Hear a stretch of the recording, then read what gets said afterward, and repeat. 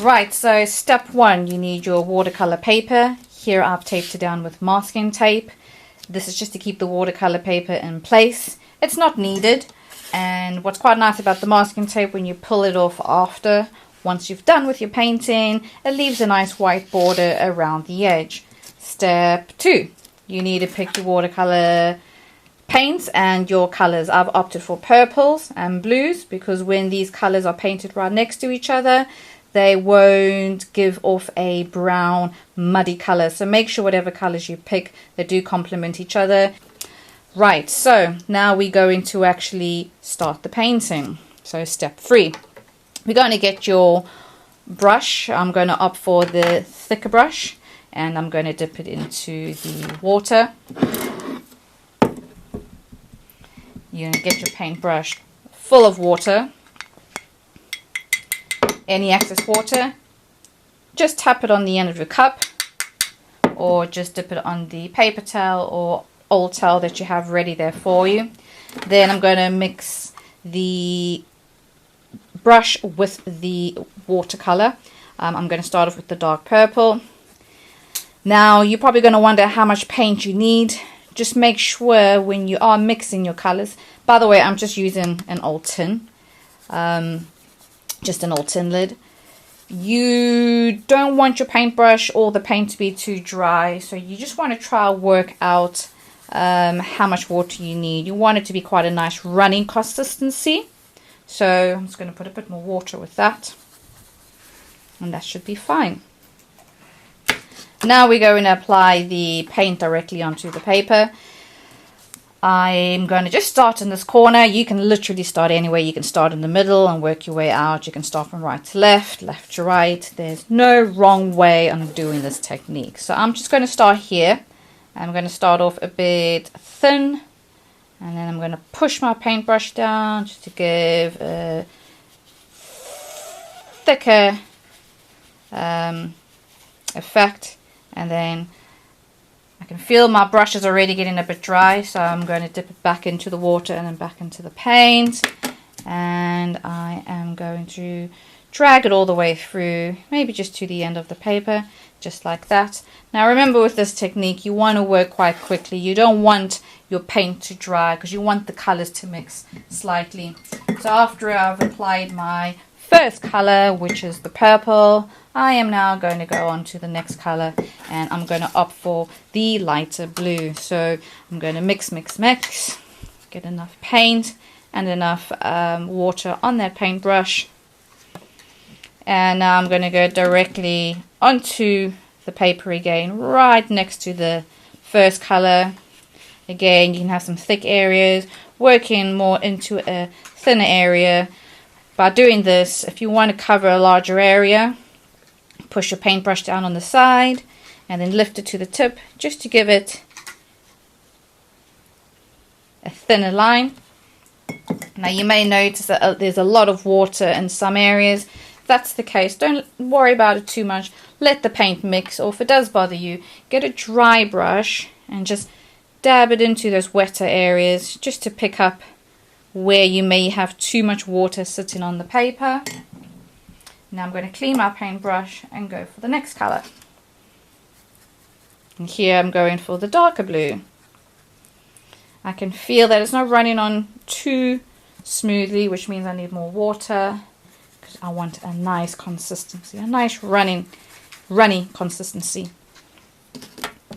Now with watercolor paints, if the paint isn't strong enough, it probably means that you didn't put enough paint on your paintbrush. And you need to remember as well, with watercolor paints, it always dries a lot lighter than when you first apply it. It always looks a lot darker when it's wet. I'm going to get some more of the dark blue and just put it on the other side now of the purple. Again, there's no wrong or right way.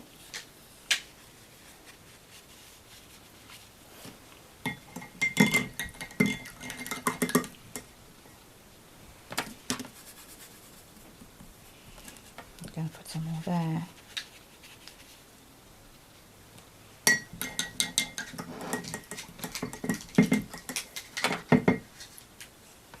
I'm going to go for that lighter purple.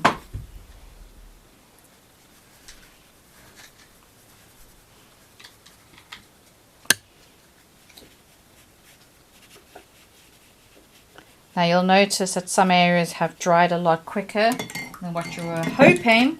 Again, not to worry too much. Get a clean paintbrush loaded with a bit of water and just touch up on those areas where it still looks quite dry, and just dab a wet paintbrush on the sides just to reactivate it.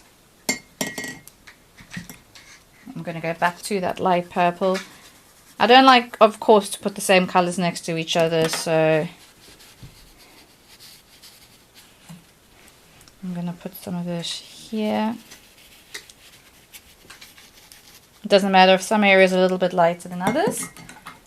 They don't always have to be very, very dark. I'm just going to reactivate some of it again. I can see some prominent lines there. I don't want too many prominent lines. Some areas I've noticed is really big pools of water.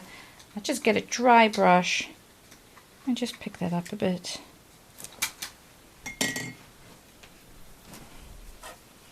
Go back to my dark purple. I'll put some here. I'm going to put some in that corner. Gonna put some here. Dab some there.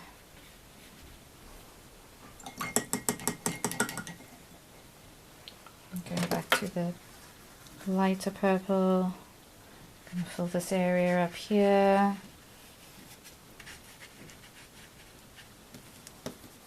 Gonna go here.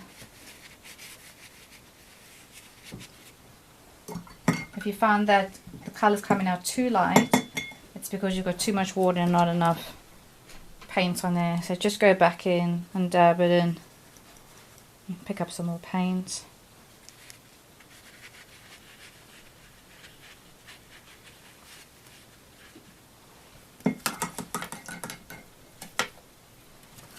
And go back to the dark blue.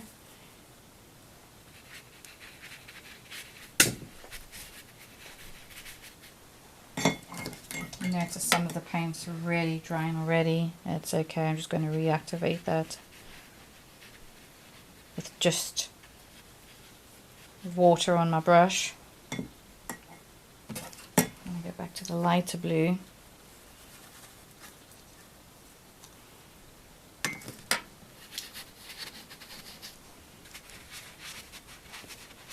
Doesn't matter if the colours mix ever so slightly, it looks quite nice. Blues and purples mix quite nicely together. I'm going to go back to my darker purple, just put back in there and finish it off by putting some in there. Now when you look at it like this when you're done, don't be disheartened. It may just look like one big mess of colour.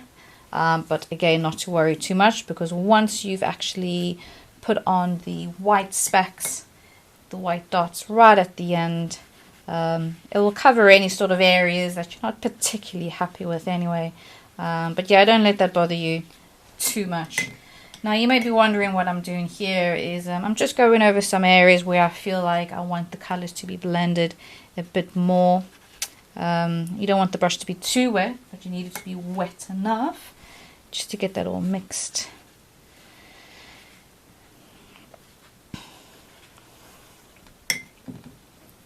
I'm just going to go back in here. I can see there's a big pool of paint here. I'm just going to pick it up with a dry brush. When I say a dry brush, I've dabbed my paintbrush onto the old towel just to take off all the water. You don't want it to be too dry because then it creates little patterns on the paper.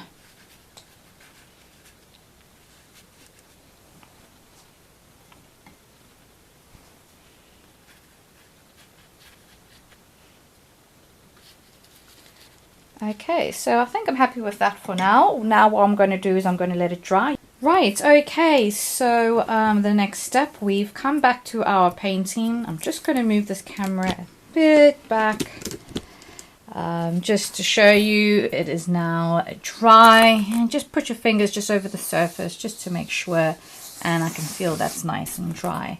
Now, as said, at this stage, it doesn't look like much. There may be some areas that you're not particularly pleased with, but painting these galaxies, there's no wrong way to paint them. And once you've splattered your white paint over them, they will look really, really nice. So I'm just going to move this back and reposition it there for you guys. Right, so now we are going to go on to splattering our paint. So as said, I'm going to take the, let me just hold that back, the white paint in this pump action pen. As said, just to activate it, you just push down a bit on the surface just to get the paint to the front of the pen. And all I'm going to do is literally shake it on. Shake, shake, shake. Splattering came across as almost as if it ran across the paper, which was brilliant because it actually looks like a shooting star. So a tip to do that is you hold your pen to the side and you can just shake it on that way. And then those can always give you like a shooting star effect. But now I'm going to go back directly onto the top of the painting and just shake the pen.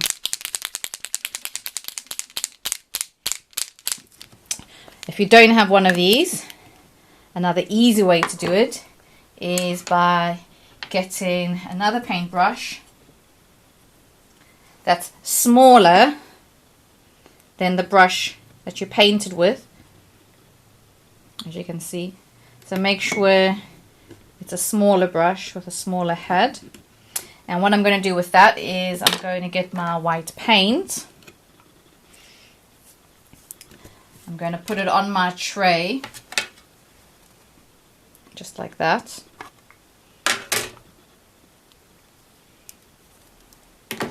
Get my paintbrush, put it into my water, knock off any excess, and then put it into the paint and just activate that paint, get it a bit runny.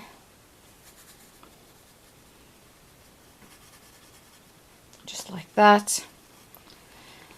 And then once you have that on, get a pencil or another paintbrush and literally just hit that on all over the painting, and that's also going to give you nice bigger spots all over the painting. And this part's always fun. And once you start running out of paint in your paintbrush, it will give you finer spots all over the painting. But if you want really fine spots, get your old toothbrush, dip it in the water, shake off any excess, run that through your white paint. I always practice on the side first because sometimes if it's too wet, you'll get big water droplets all over your painting. And now with this, I am just going to aim it downwards and just spray it all over. And that will cover a lot of the area. Some you can get really close. The closer you get, the more the area is going to cover. Here I'm just going to make a bit of a pattern with that one.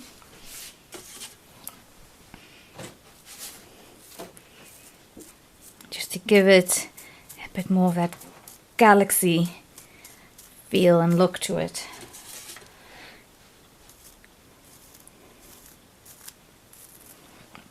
If you want a bit more, go ahead.